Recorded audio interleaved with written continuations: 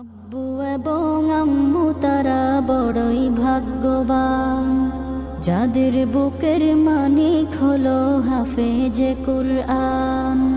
আব্বু এবং আম্মু তারা বড়ই ভাগ্যবান, যাদের বুকের মানিক হলো হাফেজে কুরআন। হৃদয় মাঝে গাঁথলো যারা হরফ নামের ফুল, তাদের সাথে হয় না কভু অন্য কারো তুল।